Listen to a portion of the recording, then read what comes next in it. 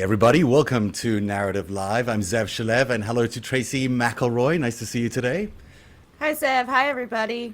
Boy, we have a big show today. We're finally at part three of Jeffrey Epstein, The Secret Life of, and it's going to be fascinating. Stick with us. It's a much shorter show, we should tell you, because we've got some feedback from you guys that an hour, sometimes an hour, 10 minutes is long. I don't know why. I realize we could talk a lot, but we do Aren't we honestly have fascinating? so much information we try to give you that, it can be a little overwhelming. So, although tonight's show is shorter, it's just one of a couple episodes. So, we may feel like we're leaving you with a little cliffhanger tonight, but yeah, we kind of will, We because kind of then are. We kind of are. you'll tune into the next one this week. A little bit of housekeeping first. This is not even housekeeping. This is just super exciting news for us because a lot of you have asked us for a podcast. Because right now we're on the streaming services, but many of you have asked for a podcast. We're glad to say it is now here.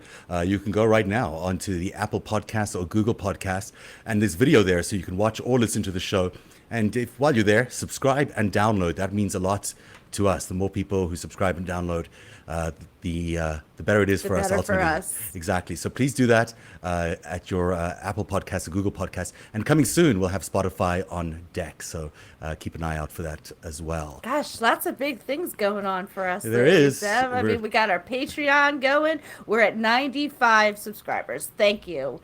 Tonight, if you could help push us over that 100 edge, it would be fantastic. And it's as little as $3 a month, a cup of coffee. You can do it. I believe it. I believe it too. I know you can. All right, so let's move on to the secret life of Jeffrey Epstein. In part one, we told you about a Ponzi scheme. There was a $450 million Ponzi scheme. He was a part of that Ponzi scheme, although few people really know that he was because it was all blamed on another guy, Steve Hoffenberg. In part two, we told you that he was an Israeli agent for military intelligence or intelligence from Israel, and also part of this startup in Israel, which many say it looks like that startup is a front for Israeli military intelligence. So Yeah, part we'll three. be talking a lot more about that in the coming days as well. But tonight we're going to start our deep dive into the world of spy versus spy. How intelligence agencies around the world, they use their agents to cultivate relationships with other countries. And many times that is done through financial and business arrangements. And we often sometimes think of, bribes being sort of chump change. You're just like, okay, here's, $50 million or $10 million. When we really start to analyze the kind of money that Russia and other countries have been pouring into some of these big businesses and big entities and big name business leaders in America, you begin to realize that we're not talking about just a million here or two. We may be even talking about a billion here or two.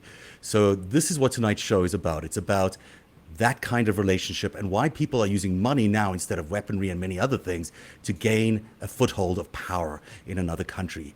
And it's rare, you don't normally get a look inside counterintelligence or intelligence. You do in the movies like James Bond or whatever, but you don't get to see it in real life. And through Jeffrey Yeah. Epstein, we're able to get a If good it wasn't for Jeffrey Epstein and, us starting to dig in on his life and his business ventures, a lot of this wouldn't be coming to light. So, Here we go, part three.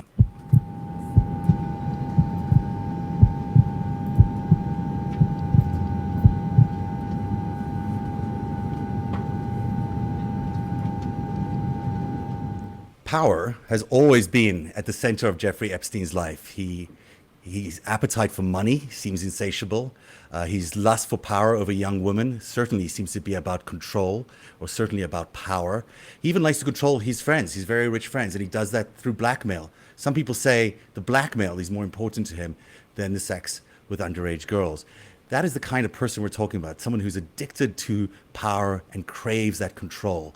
And that's why he probably found his way into the world of espionage as an Israeli agent. There's that incredible tape. Tracy, you saw this the other day on NBC. I did. It's awesome because it's Donald Trump and Jeffrey Epstein at a party in 92. Yeah, 92. So what a scene. Look at this. Oh, yeah, the hair. Girls, drinks, laughs, music. Lots Quite a more scene. girls than guys, but who's that right there? Jeffrey Epstein shows up at the party, one of the few named guests that shows up there. Ghislaine is there too. Trump Yeah, looks you're gonna see her in a minute. Trump looks She'll pop lit. up. Trump looks like he's having a very good time for someone who doesn't drink. There's Ghislaine, if you look behind, she's just in the background. Ghislaine is, of course, the person who introduced Epstein to a lot of the rich and famous people that he knows today. And it's speculated she was the one who also introduced him to the Israeli intelligence services. Yeah, we told you guys a lot about her dad, Robert Maxwell, and his history as a spy. So these guys were the richest of the rich, and some would say they are still to now, but they are part of a much bigger group of people, sort of what we'd like to call the billionaire men's club. Tell us a little bit more about why we've chosen to call them that. Well, it's a select group of men, and Ghislaine, she was one of the boys, I guess, then too. And it was membership only, by invitation only. You had to be the richest of the rich. And so we've got a few of these guys up on the screen for you right now. Yeah, and some of them were, from Wexner to Trump to Barack, Tom Barack over there. Black is the person we're talking about today, Leon Black in the light blue over there. Robert Kraft, is the New England Patriots owner, but he's not coming up in today's show, but keep an eye out on him because we've got ties that will blow you away coming up next week. And then Howard Lorber at the very top there, who's well known for being part of Douglas Elliman. And so Black and Lorber feature in part one of our story today, which takes us back to when Donald Trump took these guys on a trip with him to Moscow. He took them to Moscow in 1996. It must be nice. It was a free trip paid for by the good people of Russia. And it was a pretty nice, fancy kind of trip. But it wasn't the first time Trump had gone to Moscow. It was not. It was not. The first time he was there with his wife, Ivana, and that was 1987. Look at these pictures. I love these photos because the hair, the dress that she's wearing, the beautiful, I think St. Petersburg Opera House is where they're at. The gilded stairs and statues, just a gorgeous scene. It would be great to be able to go there, and I'd fear for my life. But there he is, and the newspaper headline says, Trump lands in Red Square. The Soviets want him to build 2 luxury hotels. What if it's Red Square? It's not St. Petersburg. But I think the picture in the middle there is, on the side there was St. Petersburg.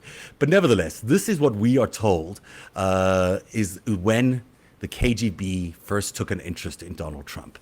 Many people who look at these things say this is the kind of way that the Russians would approach someone like Donald Trump to lure him in, to cultivate him as an agent for what was then the Soviet Union, but would later become Russia. And I've been told by someone who should know, Yuri Foshtinsky, who's the co-author of Alexander Litvinenko's book, that this is in fact what was going on. That the KGB, even as early as 1987, were beginning to survey the world around Donald Trump, trying to figure out exactly whether he could be the guy they needed to be an agent at these high levels within the American business community. So it's a significant moment, to say the least.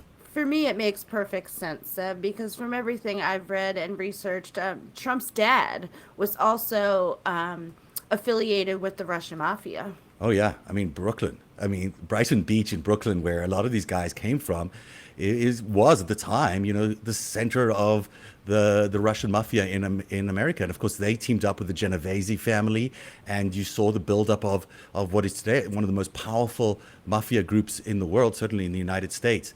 And the other things that also mattered to, I think, the Russians is that Ivana is exactly a Czechoslovakia native, or as it was known then as Czechoslovakia. That was part of the Soviet Union, Eastern European fold. They had a lot of influence over there, so it gave them some comfort that she was, helpful in bringing Donald Trump over. Maybe she was an asset too. Who knows? These days, seems like everybody's an asset. So we're talking 1987 is when he made his first trip, but that wasn't it. 1996, he took his buddies in the Billionaire Men's Club over for another trip. This time, it was for business. It was. And before we get there, I want to just share something I found online about mice. It's literally, you can look it up yourself. It's the CIA document. I had never heard of this before, Zev. But these are the 4 categories that espionage groups, agencies use in order to try convert someone, to cultivate someone, to convince them to be an agent for a foreign country. And it's an acronym, stands for money, ideology, compromise, which is really compromise, as we know today, and ego and excitement is the fourth one, which I thought was surprising. Yeah, But and I was thinking about this when you first showed it to me, and I'm like, okay, if we take a look at both Trump and Epstein from this model perspective, Epstein, I would say clearly all four of those would fit for him. Trump, I'm having a hard time with only three. I think only three fit him. you don't think he has ideology? I think his money and his ego are his I ideology. think you're right. I think those are it. There's a great clip from, when he was running the campaign and he was like, money, money, money. I love money. It's just one of these clips where I was like, oh, that just is exactly what he's about. There really is nothing else. So sure, if you're the Russians, you're looking at this guy and you're assessing him and you're saying, how can we turn him into an agent? How are we going to cultivate him? Well, you would go for the easiest of those for money. They probably did ego and excitement with that trip with Ivana, but also money. Money is how you do it. So in 1996, he gets another trip. He must have done well in round one because you, sir, get to go again with your three buddies to Moscow for the second time. Now, Donald Trump will tell you that there was no business dealings with Russia. He would also be lying. This video, recently discovered by the BBC, comes from Russian television in 1996. It shows Trump and three of his buddies all at a meeting with, looks like very, very Soviet-era kind of bureaucrats. Love the hair. Yeah, I noticed there's just water and a couple sodas on the table. It's so unlike Trump. He was probably like, what is going on here? Can you imagine Donald Trump walking into the room and there's like 3 bottles of water and a Pepsi or a Diet Coke? No, I'm not going to do a deal with you. They all look thoroughly unimpressed, actually. And Trump could say, and this is what he does with words. He says, I have no business dealings. Because, in fact, in 1996, nothing came out of this. So he could say, I have no business dealings. He was there to do business dealings with Absolutely. Russians. It's now confirmed that, a Moscow city official says that he was there in order to consider working on I'm not going to try and remember the name, but it might come to me because it's probably Okhotny Road Mall or something like that. Yeah, the largest mall in all of Europe is now in Moscow, and it's the Okhotny Riyadh Mall. And Thank you. And that's what they were there to discuss about building that. There's a long story around that, but we won't go down that side path right now. Look at these guys. 4 American businessmen in Moscow in 1996. Now it's, a few years after the end of the Cold War. There's nothing wrong with necessarily looking for some business in Russia. Who are these people? Well, the person directly to Trump's left is a gentleman named Howard Lorber. And, what you guys need to remember is that one of the mysterious phone calls that was being investigated that Don Jr. made after the Trump Tower meeting was to this guy, Howard Lorber. I remember him. I remember they found out the numbers. He said, you see, it was just my friend, my family friend, Mr. Lorber.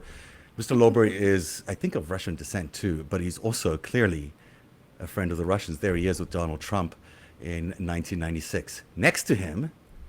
Yeah, next to him is a guy, I can't Edward see his LeBeau. name. I'm sorry, my fault. Yeah, and I think he's just a property developer, correct? Yeah, he's not just a property developer, but I don't think he was as much of the story because he didn't stick around with the Russians. But the other guy, I don't think the Russians impressed him, so he's no longer in that part of the story. But the guy next to him, sorry, it's Bennett LeBeau, I should say. Bennett LeBeau. The guy next to him, Leon Black. Whew, we're gonna tell you a lot about him tonight. Yeah, he looks like he had a very rough night, doesn't he? Yeah, he's like holding the his head compromise up from the high. night before must be outstanding, Sam. It must have been. They achieved their goals because none of them looked particularly happy that morning. But Leon maybe should have had less of whatever it was he was having the night before.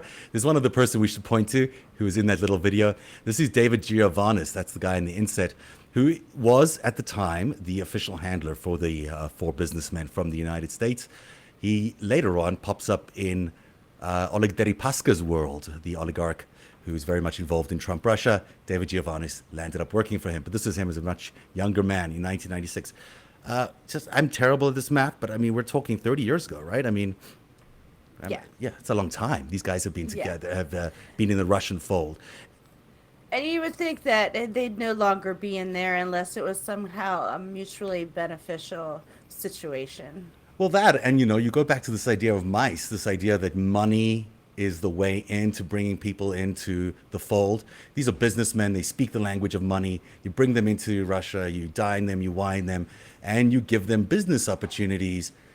The more they come towards you, the more business they do with you, the more compromised they are. And the more compromised they are, the more you can use them against your enemy. And in fact, that's what it appears to have happened with Trump and with others. There's a definite sense that there's so much control by the Russians over these business leaders through these years and years of developing business deals that they've been basically put in a position where they have to do what Russia does. And so our viewers are probably going, okay, so Black went to Russia with Trump, but what does that have to do with Epstein? We're going to get you there, so just hold on tight. It gets to Epstein, it gets to Kushner, it gets to Rybolovlov. You have to stick around because it's really interesting. So here he is, Leon Black. He is the founder and the CEO of a company called Apollo Global Management. Huge He firm. is worth $6.6 billion, which to me sounds incredible. Until I read the next little fact that said he's only number 252 on Forbes' richest list.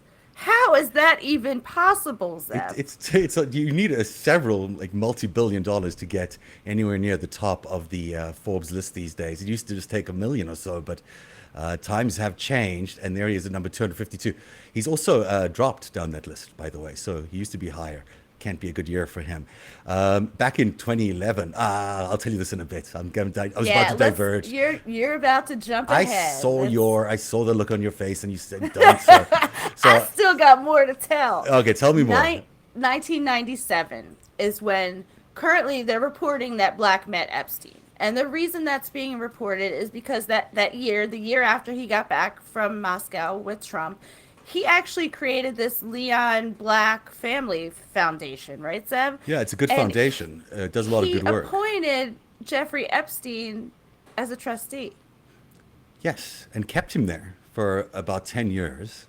Correct. Then they fired him, but they kept him on the official books for another 5 years. 2012. Yeah, so now they say it was a mistake. That's what it's being reported, but we can tell you tonight that we have an understanding that Epstein and Black actually go back way further, and that way further is to the 1980s. It is indeed, Tracy. So this is a big piece of the story that has not been revealed by anybody. You're hearing it here for the first time, and we think it's incredibly significant in light of the fact of what we're about to tell you.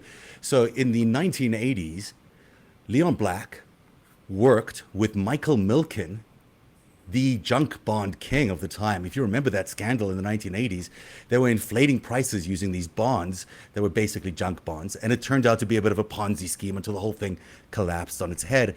And the company that both Black and Milken worked for was called Drexel Burnham Lambert. It went under. And as it went under, it took down a lot of jobs, and we'll explain that in a second. But Epstein also apparently worked for Drexel. Now, we haven't got that completely confirmed, but we have a good source that tells us he indeed did work for Drexel. And it seems to us that he had a very close relationship with Milken other than working with Drexel. So this is a very significant thing because, Black lands up leaving Drexel after it goes bankrupt, and he heads off to start the Apollo Global Management Fund with two other buddies from Drexel. It's what you do when you've just got billions of dollars from a bankrupt company. And that's why it's so important. Now, I'm going to run you through some interesting facts here, but I have to show you this photo, Tracy.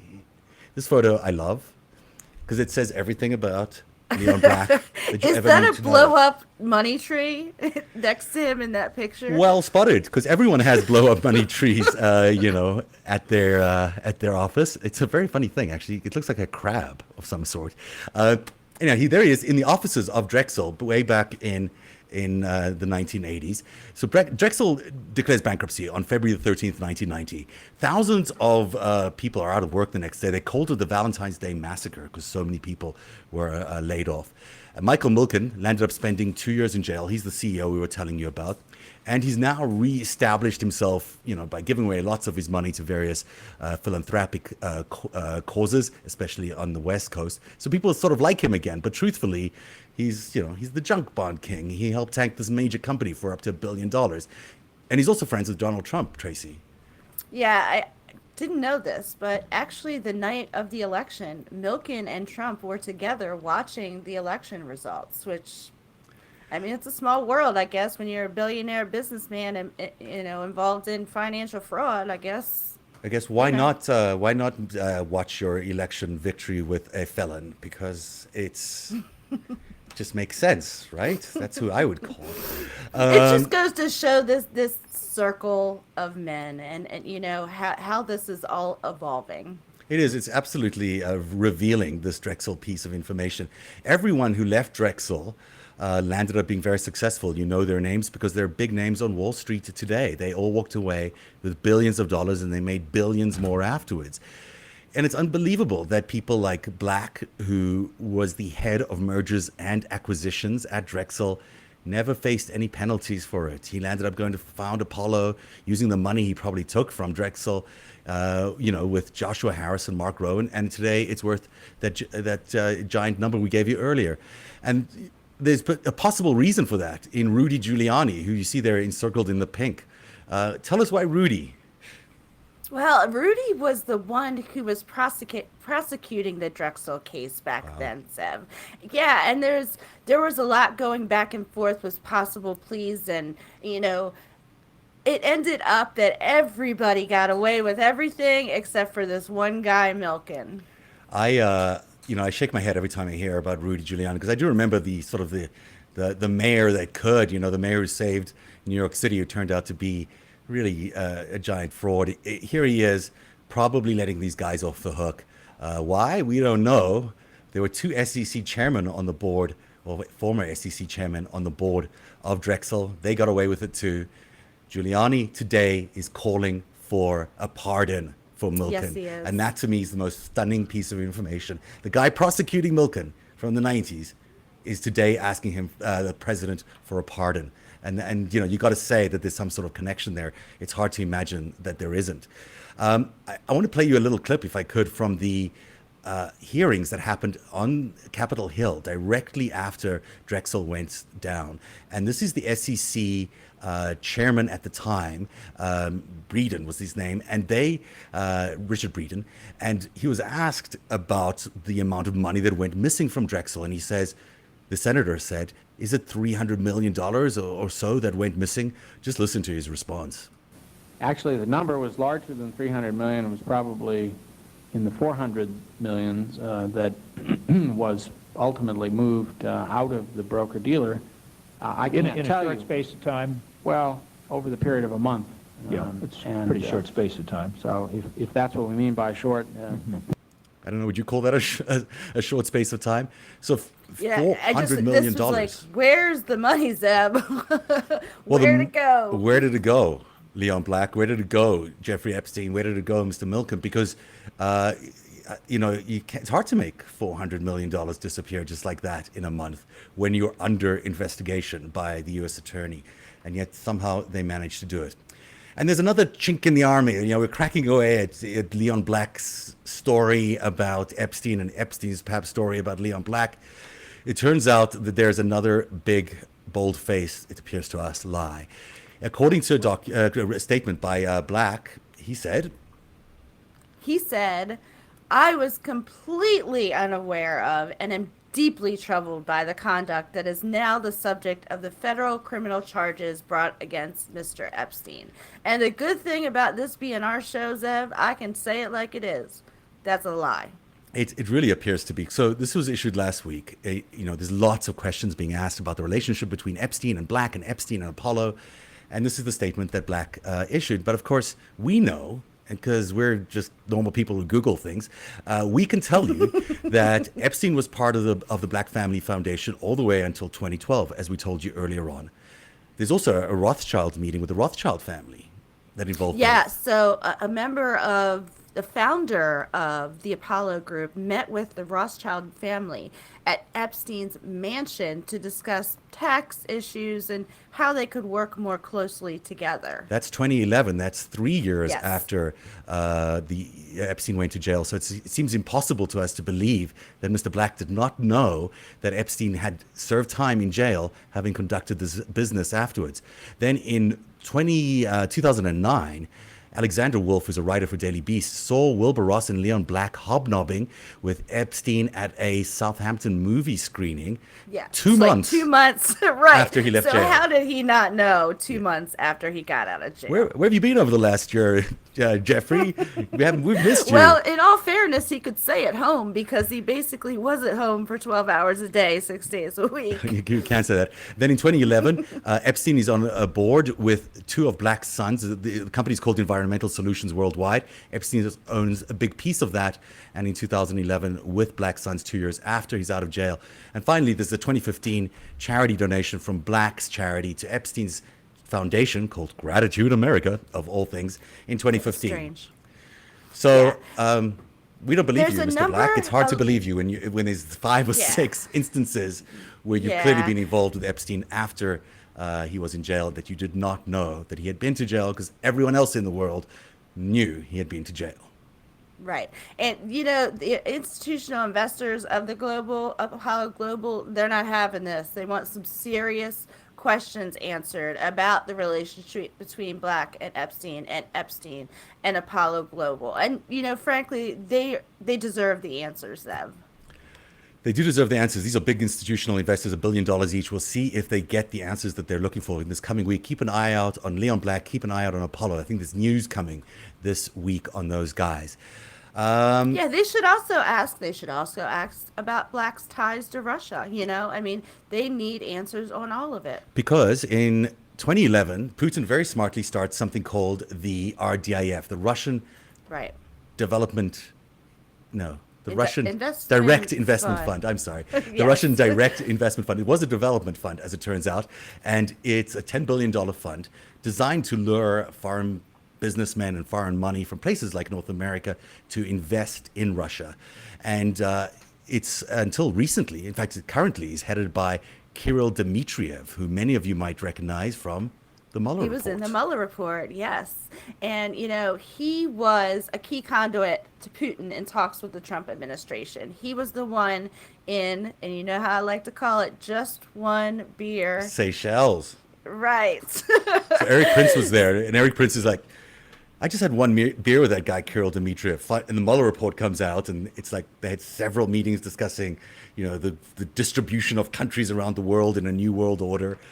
But just one beer. Just one beer is all it was. And in all fairness, there were many businessmen that went in 2012 to meet with Putin over this investment fund. I mean, is it Lloyd Blankfein? Am I Blankfein, saying yeah. his Blankfein of Goldman Sachs and Steve Schwarzman. So, Black wasn't the only one. No, he interested in wasn't the investing. only one, but he was the only one that we found seated 3 seats away from Vladimir Putin in this photograph. There's Leon Black on the left. Putin looks like he's giving him the side eye on the very right of that picture. You don't get this kind of proximity to Vladimir Putin unless he's pretty sure of your loyalty. And it's no surprise as well that Black sat on the advisory board of the Russian Direct Investment Fund up until recently. I mean, Yeah, when they were imposing sanctions on Russia, and it was becoming widely known that Russia had interfered in the election, many of the other members of the board stepped away and were just kind of like, I'm out. But from what I understand, Black stayed on longer. he did. He was the last holdout of all the American business people on the advisory board. And it's clear as you look at this long-term relationship that Black has had with Russia since 1996. I mean, you don't get to stay in the orbit of Vladimir Putin unless you're giving him something in return, and he's likely giving you something for that. And the money that came out of the RDIF made Black a very rich man today, a richer man than he was. It made the customers of Apollo Black probably even richer too. But at the end of the day, it came with strings attached, and that's Right. probably why we landed up in the situation we're in today. Yeah, I mean, keep in mind, guys, we're talking here about how intelligence, spies, and money are all intersecting It's a in really good point. It's got 2016 and beyond. we have to keep in mind this idea that the Russians want these influential people in the United States to be on their side. They bring them in, they lure them in, with big deals, multi-billion-dollar deals that are so appealing to these guys who love money because it increases their bottom line. But once they're hooked, they can ask them to do things that they otherwise might not do. They can ask them to influence processes that they otherwise might not do. And maybe the money's so good that they actually land up wanting to do it because the money's so good. And in each of these cases, you can see how they slowly built their influence until something compromising that really catches the agent in a bind that could be revealed and could hurt their career. Let's do it. Should we do this quickly? Like a little, how did we get here? Board? Yeah, we're calling it Meet Mr. Black, and so he is such a central figure, and I think you're going to see his name coming up in the news a lot more. So let's recap. In the 80s, he worked for what was it? Junk Bond. I'm not Junk Bond King. Ponzi. I could think of Ponzi King, so now I have to think of Junk Bond King. Yeah, it's about the same kind of thing. Yeah. Right, at Drexel, Burnham, and Lambert. And then when that went bankrupt in 1990, he founded his own company, Apollo Global Management. In 1996, he takes a trip to Moscow with his friend Donald Trump. In 97, his family foundation is launched, and he hires Jeffrey Epstein to sit on the board.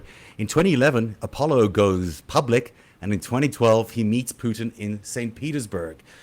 But it wasn't over, because in 2015, just 4 years ago, Black made a donation to Epstein's charity.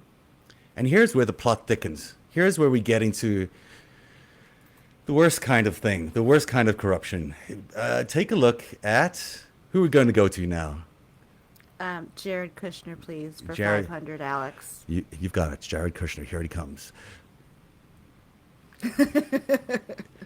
So we got 3 pictures there. I know Jared Kushner and I know Leon Black now, but tell everybody who that other picture is. Well, the other picture is that co-founder of the Apollo company. You got me actually. You got me a surprise. Is it Joshua Harris? Joshua Harris is correct. Okay, you get 500 again. Because Joshua Harris is very important because Jared Kushner appointed Mr. Harris as an advisor on infrastructure.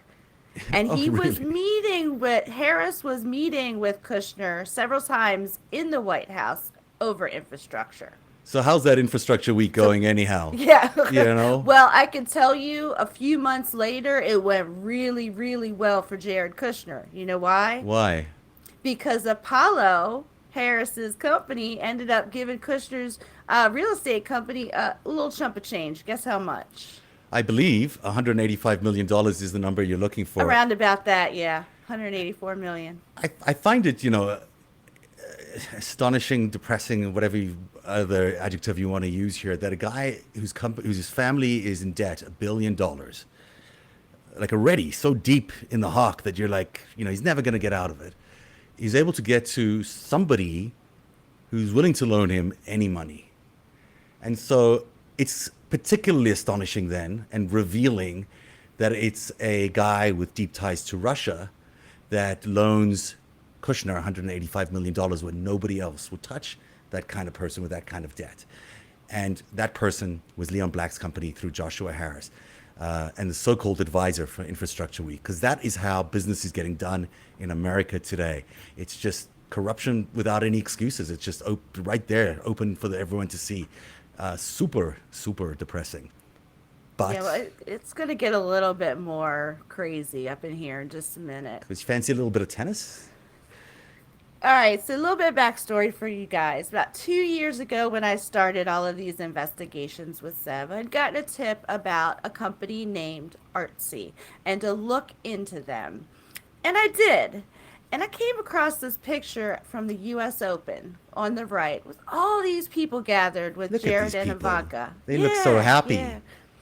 So when we were doing our research on Leon Black and I found the picture of Leon Black next to Jared Kushner, that's the one on the left, I thought to myself, wait a minute, I've seen this before.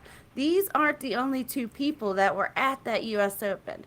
And we went back and looked, and what we found was just craziness, Zev. This sort of group selfie they have here on the right is quite revealing. I'm gonna try to remember everyone's name. So Carly Close, I think on the very right there, she's the model who's also dating Jared Kushner's brother, Joshua, who's the head of he has all of his own stuff. Yeah. Some big venture capital firm, tech startup firm. Next to him, who's that on next to Carly on her right? That is Dasha Zukova, who in 2016 was still married to the Russian oligarch Roman. I'm going to say his name wrong, Abramovich. No, you said it absolutely correct. And Abramovich, of course, one of the richest men in the world. He has been kicked out of the UK because he's involved in so much funny business. And he and Dasha divorced in 2017, so they were still married here. Yes, and she got a lot of chunk of change from that divorce as well. And she sort of rules in New York City. You know, Dasha gets around, and she certainly knows how to influence the scene over there. Next to her, now, if you go in the back row, there's, I think that's David Geffen, and we've got the Kushners. But if you go in the back row and you see Leon Black there, I do see Leon Black over there. There he's smiling. It's kind of important who he's sitting next to. Wendy Dang, who many of you will know as Vladimir Putin's sometimes lover, but most of you will know as Rupert Murdoch's former wife. And she has been accused, it's been suggested at least by people in the know, that she might be a risk. Yeah, in 2017, which would have been after the election and well after this picture was taken, I just want to make a point as well, friends. This was 2 months, just 2 months before the election. This was September 2016, that all of these people, the wife of Russian oligarch, the Kushners, Wendy Dang, they were all together in public. But anyway, let me go back. U.S. counterintelligence officials had warned Jared and Ivanka about Wendy Dang in 2017 after this picture. They said that she might be using her friendship to benefit Chinese government interests. So when you think about all these people in the same place at the same time 2 months before the election, it's mind-blowing. When you think about the fact that Black's company then goes and gives the Kushners a $185 million loan, it's more than mind-blowing. It's downright suspicious. Those pictures of them having a good time at the tennis, they were designed to be seen in the open. Maybe they didn't anticipate the lashback that would happen after the elections. But it's clear that they were coming out and ready for a party. They were going to tell the world that they had arrived, this set of really wealthy Chinese, Russian, American oligarchs, and the story didn't quite work out that way, but it's still in place, so we don't know how it's going to end. It's worth looking at one other thing, Tracy, because I know we're about to go to the house in 2004. Yes, but I just want to mention that I did a lot of investigating on Artsy and Jared and Ivanka's ties to other Russians and businesses. I will gladly repost that on Twitter because it's definitely worth your time to read it. It's a fantastic thread, and the Artsy investigation that Tracy did has not been seen anywhere else. It's really fantastic, worth a read. We'll post it right after the show. So in 2004, this is a slightly different story, but Donald Trump and Jeffrey Epstein are competing for a house. Not just any house, a house in Palm Beach that landed up being the subject of a part of Mueller's investigation. And we're telling you about this because it's another example of compromise, of financial compromise. The way the Russians work, they'll bring you in, they'll entice you with money, legal deals, the good kind of deals. And then a few years later, they do another deal with you, and then maybe another deal. And then that deal is a little bit crooked. That deal involves something that you will be embarrassed by in the future if the truth is revealed. And it's this particular kind of deal, this deal here that we're looking at in Palm Beach, which gives you the sense of this was one of the compromise deals. And Tracy, why don't you tell why? In 2004, everybody speculated that Trump and Epstein stopped talking because of the young girl that had worked at Mar-a-Lago that got caught up in Epstein's crimes. But I'm going to ask you if it may have had more to do with this argument and fight over this mansion. In fact, Epstein was the one who showed Trump the mansion because he was looking to bid on it. And then Trump went behind his back and bid, I believe, 5 million more. So Trump won the bid for the mansion at 40 million. Yeah, that's pretty new stuff. I mean, I don't think people realized they were bidding against each other in 2004 for this mansion. They were. And then what's even more important, is that Trump wasn't financing this himself, Zeb. Right. He was getting the money, and he was not putting a dime out. He was financing it under the Trump LLC brand, and he got a loan from guess who? Deutsche Bank is where he got the loan. He but, did. Epstein always had a suspicion that, in fact, it wasn't just Donald Trump buying the house because he didn't have the money. And so Epstein apparently tells Michael Wolff in his book Siege, he tells him that he believed that Trump was fronting for somebody else. He was buying that house on behalf of a different entity. And that entity, Wolff speculates, could be I got it wrong. We knew we weren't going to be able to say at least one Russian name right. Bolovlov. And Dmitry Bolovlov, of course, the big oligarch who's been involved in many a scandal, and we told you about many of them in previous shows. He's the guy who bought the house for $95 million. So Trump buys it for $40 million in 2004. Bolovlov buys it in 2008 for $96 million, a $56 million margin. Insane amount of money. And the reason... Can you put that slide back up? Sorry. Because there's one other little tidbit we need to share. Sure, I can do that. Who's the person in the middle who was involved in the real estate deal in 2008? It's Howard Lorber. Sure enough. Our friend that he went to Moscow with in 1996 and was also the person Donald Jr. called after his Trump Tower meeting. It's a very, very small world, It really is. And this is, I think, a clear sign of compromise. It may have solved the financial trouble of Donald Trump at the time. And it may have had a detrimental effect on his friendship with Epstein. It may have been the end of the friendship. But it also gave Mueller and everybody else a hard piece of evidence, and Putin something to hold over Trump, because it's finally something that he could prove that, in fact, Trump was working for the Russians. And that is how people get their agents. They get them through money, through ideology, through compromise like this, and then through pleading to their ego, making them feel fantastic, and the excitement of being an agent. And so we land up in a situation where you got all these wealthy, incredibly wealthy business leaders in America who are beholden to Putin, who Putin could call up via Kirill or via anybody else and say, I want you to do this for me. Just do it for me. It's a favor. Such a great accent. Give Jared $185 million because he needs it. And suddenly they're deeper and deeper and deeper into a world of financial compromise. So when we think of agents, it's not just 007 style agents. There are agents that work within the system that we already know today that are there to influence people. They're there to not only influence people, do the deeds for your enemy, for the enemy. And that's one of the ways we're able to see Right. it has happened with Donald Trump, with Jeffrey Epstein, as we told you last week, and maybe even with Leon Black. Right.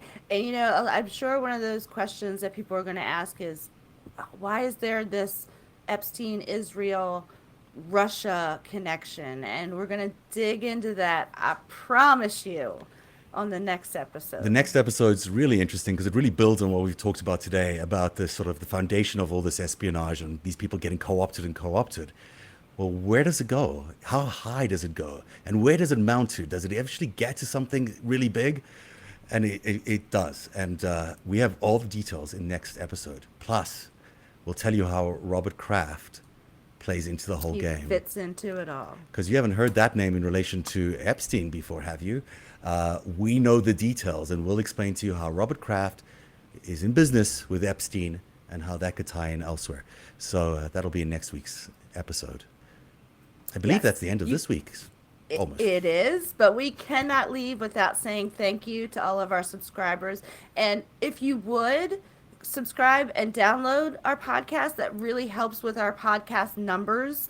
Just takes a second to download it. And please, if you would, get us to that 100 mark on Patreon. It's just starting at $3 a month. We really appreciate it. I hope you guys know Zev and I are working hard, 24 hours a day trying to bring you all of the latest news. And what's great is, we can say for the second week in a row, this brand new news you've only heard here for the first time. Really take a deeper look into the Kushner loan. I think that's something that requires new insight and new investigation after the Epstein revelations, but also Black's history with the Russians and Drexel. I think there's something in Drexel that needs further investigation, considering how much money just disappeared. And that is our show for tonight. Thank you very much for joining us. Thank you, friends. Have a great night. We did a little quicker, I think a little bit quicker than we had normally done. Have a good night, everybody.